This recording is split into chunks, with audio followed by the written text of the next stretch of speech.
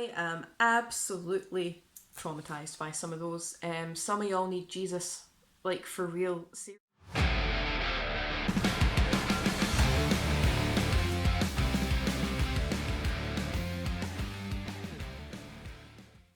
Hiya, I'm Lindsay, welcome back to the channel. So today I'm doing something that's a little bit different, just a wee bit different, just to kind of break up the normal content that I do on my channel, and it's just for a bit of fun, just to try and keep things a little bit fresh. My normal history stuff will resume next week, so the next history video will be coming next Thursday. But over on my Twitter page, I asked you guys for your hot takes regarding the metal industry, or the metal community, metal music in general. Your hot takes, your controversial opinions, your general dislikes, and I included a link which meant that your responses would be completely anonymous. Now, I have over 40 responses. I'm not going to be able to answer them all in this video without it being really super long, so I will try and fire through them as much as I possibly can. I have not seen any of the responses. I've not opened any of them. I will be reacting to them blindly, like for the first time. I've not read any of them. So I have my trusty laptop here and I'm just going to jump right in and see what trauma you guys are going to inflict on me. This is a great idea. Okay. AC/DC are appalling. 2 notes, terrible lyrics, screeched vocals that sound like a man who's been up to no good with a woodwork vice and his testicles. Literally the only good thing about that band is the logo. Wow!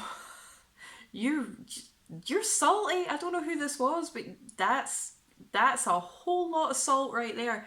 I'm not the biggest AC/DC fan, to be fair. I like a few tracks. They're kind of like a party pub band for me. I don't mind when they're on like in the background on the jukebox in a pub or something like that, or a house party or something. I wouldn't go out my way to go and see them. If they were playing at a festival, yeah, I would go along to check out the vibe. Would I pay a ticket to go and see them specifically? No. Do I own any of their albums? No. Do I own any of their merch? No. But I don't feel as strongly as you do, and I hope you're okay. In Flames are trash and Megadeth overrated. I actually know who sent me this one, because the person in question, I'm not going to out them, but the person in question actually responded to my Instagram story, because I put this up on my Instagram too, directly. Instead of clicking on the link, this person sent it to me directly, and I said, I know who you are now, and they own this hot take, they own it. Shame on you with regards to In Flames. I'm a huge In Flames fan though, so absolutely not. No. As for Megadeth overrated, I'm not a fan of Megadeth. I wouldn't say they're overrated because there's many other bands out there that are overrated. It's no secret that I don't like Mustaine? Yeah, I can't even get his name right.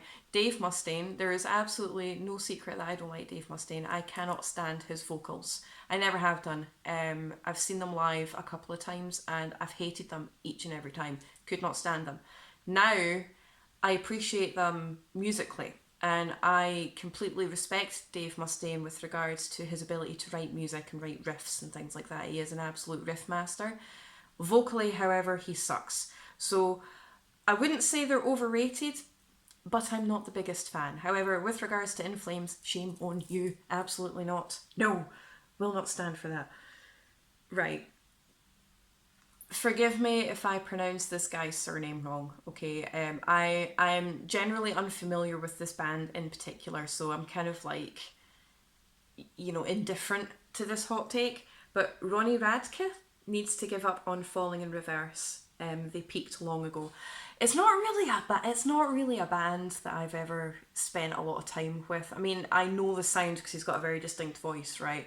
And I know the song that they released recently does have quite an epic breakdown. I will admit to that. But yeah, it's just indifferent, absolutely indifferent. So yeah, I respect your hot take on that. Next. Volbeat is the Danish answer to Nickelback. Do you know something? I've actually heard a lot of people say that. Again, I'm not really big on Volbeat either. It's not really a band that I've ever you know, delved into or explored or anything like that. So I'm going to have to take that at face value and just, you know, I'm going to take your word for it. But I'm expecting some Nickelback comments in this. Like I said, I've not read any of these. So we'll have to see. Let's have a look. It is, in fact, Candlemass who are the true kings of doom metal and not Black Sabbath. Possibly. I don't know. I think they're both titans at least. I mean, automatically, whenever I think of doom metal, I go straight for Black Sabbath and things like that. But Candlemass are definitely up there. Whether they are the true kings of doom metal or not, I'm always going to go with Black Sabbath. But at the same time, I appreciate your point. So, okay. The greatest guitar solo of all time is from the 3:25 mark in Shotgun Messiah's song I Want More. Now, you see, when it comes... I know the song, it's a good song, but for me, to be honest, it changes for me all the time. But if I had like a knee-jerk reaction to something like this, if somebody says to me, what is the greatest guitar solo for you of all time? Instantly, my head, my brain, as a knee-jerk reaction, will go to Freebird. Is I Want More by Shotgun Messiah better than Freebird? Not for me, personally, no. But yeah, comment down below what you think the best solo is of all time, and we'll see who agrees with the Shotgun Messiah take. The debut album by The Haunted is better than any Slayer album. Oh... No. I'm a huge Slayer fan though, so that's a really difficult one for me to process and accept. So I'm just gonna go with no. Moving swiftly on. Death are overrated. I think that's gonna rile a few people up. I'm not the biggest Death fan. I like Death. I have to be in the mood for Death, but I appreciate everything that the band has done for the death metal genre.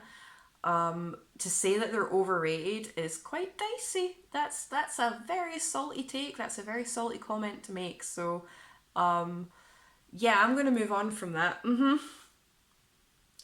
I really didn't like the latest Obituary album. It's the worst they've done. Who hurt you? Oh, God. Right, okay. I get everybody has their own tastes, right? I get that. I'm not about to gatekeep. But to say that the last album is the worst that they've ever done, did we listen to the same album? I can't accept that. No, I mean, I personally think that Obituary are an incredibly strong band, one of the strongest in the death metal genre, especially when it comes to old school death metal. They do have weaker albums, but at the same time, their weak albums are also strong. So to say that this last album, their latest one that they've done, that they just released a couple of weeks ago, is the worst they've ever done.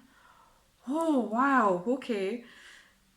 No, disagree, respectfully. Ozzy's solo career is better than everything Black Sabbath has ever done.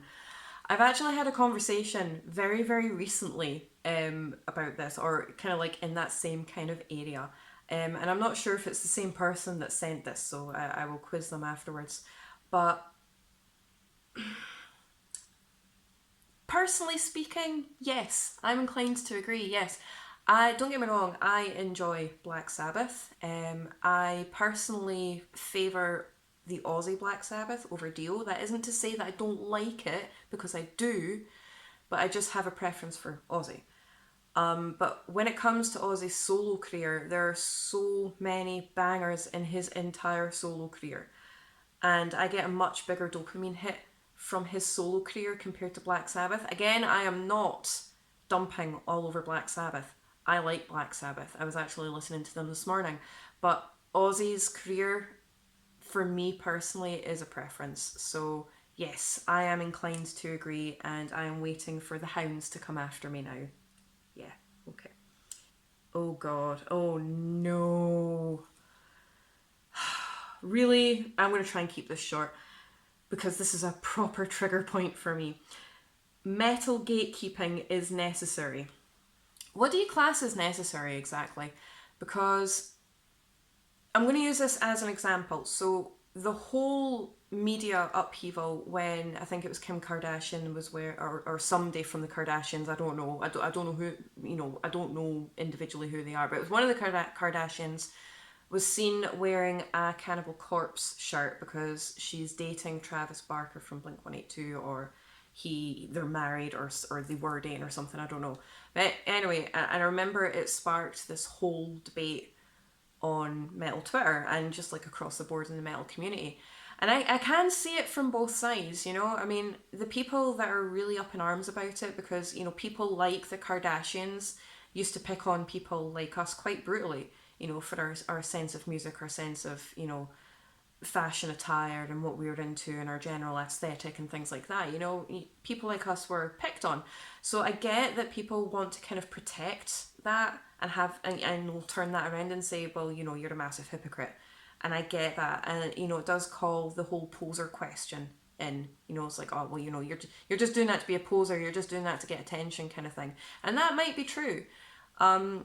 Is it bad attention though? Because it's going to end up making people look into the band. And for all we know, it could introduce new people to said band. I don't know. But at the same time, I understand the other side's argument, because I too have been picked on for the bands that I love, and the music that I listen to, and the way I dress, and the band shirts that I wear, and things like that, and the way I generally look, which, to be honest with you, is not a very extreme look at all compared to most. So the hypocrisy in it, totally understand that, because that triggers me too. But to say gatekeeping is necessary, I wouldn't say so. No, and again, when the TV show Stranger Things introduced Metallica to an awful lot of people, and they were coming out saying, oh, I really love Metallica thanks to Stranger Things and things like that, especially when it comes to the younger generation who haven't really been exposed to this kind of music before, and people who have been listening to this music previously are then having a go saying, oh, you discovered the band incorrectly because it shouldn't have had to be through a commercial TV show. Why though? Why? Even Metallica came out and said, well, no, it doesn't matter how they discovered us and they like us, so they're welcome. And that's the way it should be, generally speaking. But also, and I understand that I'm being a very agnostic, on the fence hypocrite here, also, at the same time, when it comes to the people who relentlessly bullied us and things like that, or even when people are just capitalising on the music and on the look for financial gain with like no purpose other than that to it whatsoever, there's no love, there's no community building, there's no togetherness, there's no real depth to it apart from a monetary gain. I don't like that either. So to take it back to the original point, metal gatekeeping is necessary. No, I don't think it's necessary. Should it be protected? Yes, but not to the point where it excludes people, if that makes sense. Anyway, come at me, let me know what you think in the comments below. I have no idea if that even made sense. I kind of just went on a triggered ramble there. Trivium are a discount Metallica. Right, okay, no, I wouldn't agree with that. Trivium have already come out and said that Metallica are like a huge influence for them, and you can definitely hear that coming out in their third album. To say that they're, what did you say exactly, Trivium or a discount Metallica? A discount Metallica? No, because as well as having a lot of elements and a lot of inspiration from Metallica, they also sound completely different. They've got completely other elements in there too. So I am inclined to disagree with your hot take there. Exodus and Kreator are better than the big four combined. Oh.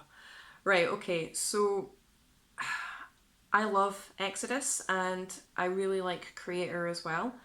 To say that they are better than the big four combined, no. I mean, Metallica's first 5 albums alone are absolutely phenomenal.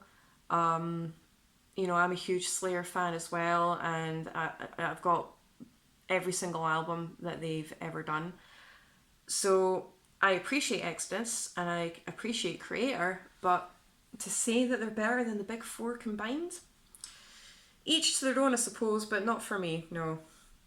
Oh, progressive metal is the best metal genre there is. I disagree. each their own. Everybody has their own opinions, everybody has their own tastes, and I get that and I respect that absolutely.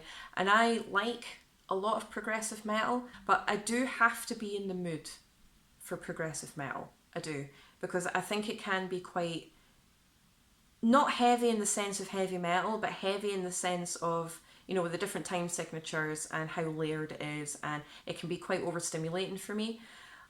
So I respectfully disagree with your claims that prog metal is the best metal genre there is. There's various other genres that I personally believe are much better. Sorry. Oh no. Oh. Okay. Nickelback and Five Finger Death Punch are actually really good. I am not a big fan. However, their sales and the fact that their shows are always jam-packed no matter where they go in the world, they're obviously doing something right, and they obviously have a huge fan base, which would suggest a level of success. I honestly believe, as much as I'm not a fan of them, I honestly believe that hating on Nickelback and hating on Five Finger Death Punch is like a fad. It's the cool thing to do, and they get a lot of hate unnecessarily. There's no need for the amount of hate that they get. I'm not a fan, and I get that other people don't like them either, and that's fine. You know, you like what you're like. I'm not about to gatekeep what people like. But to say, you know, people that say that they're, oh, you know, they're rubbish and why would anybody like them? And well, clearly they're doing something right, because like they sell out shows. You know, they're very successful. They've got a large amount of albums behind them. You know, people are still buying their merch, their tickets, and things like that. So they're obviously doing something right. Personally speaking, I don't like them, but they do get an awful lot of hate that's completely unnecessary, because I think that's the cool thing to do, which, you know, just leave them alone. You know, they're not hurting you. Oh no. Do you know something? I swear that you guys are just trying to trigger me deliberately. Just seriously. You guys are salty. Death metal is dead and isn't what it used to be. Are you okay? Oh, no. No, I can't. I can't process this at all. Absolutely not, sir, ma'am, person. I don't know who you are that said this, but death metal is dead and isn't what it used to be. Death metal is on the rise. You know, it is literally exploded, and there's a huge amount of bands that have taken inspiration from the old school death metal scene and have created something absolutely magnificent. One band in particular that springs to mind when I talk about this is Leper Colony. I absolutely loved their new album from last month. And, you know, it's bands like that that are on the rise, that are solidifying the death metal scene. So to say that death metal is dead and isn't what it used to be, when the likes of Obituary are still churning out fantastic albums, okay. Right, this is definitely a serious dig. I'm going to try and wrap this up a little bit, but Fear Factory are dead. Dino just needs to give up and admit defeat. They're nothing without Burton. Now, if anyone who has followed me for more than 5 minutes knows that Fear Factory are my all-time favourite band of all time ever. I adore Fear Factory. I've had the absolute joy of speaking to Dino Cazares a few times, and I just absolutely love the band, and I have done for over 22 years now. And I will be the first to admit that, you know, Burton C. Bell, it is recognised as the voice of Fear Factory, you know, because he was in the band for 30 years. You know, of course he's going to be seen as the voice of Fear Factory. But, you know, whatever happened in that band, you know, the politics and the drama that happened in the band, that's between Burton and the rest of the band. That's between Burton and Dino. And, you know, Dino has explained on a number of occasions in various different interviews exactly what happened there. And he left the door open for Burton to come back again, you know, and he chose not to, you know, that's fine. But Fear Factory is a legacy, and regardless of whether you like them or not, you can't deny the fact that they have done huge amounts for the metal industry. And just to like bin a 30-year legacy without at least trying a new era would be stupid. It really would be. So I have and I'm not just saying this because I've spoken to him, but I have the utmost respect for Dino for at least trying to push forward with, with a new vocalist who I'm assuming will be announced soon because they're going on tour at the end of this month with Static X over in North America. They've just been signed to re-signed, to Nuclear Blast again. They're writing a new album, they're wanting to release a new song to introduce a new singer and stuff like that. So I completely understand why he wants to try and push on. And if it doesn't work, it doesn't work, but at least he tried, So to say that, they're nothing without Burton, who knows what's going to happen?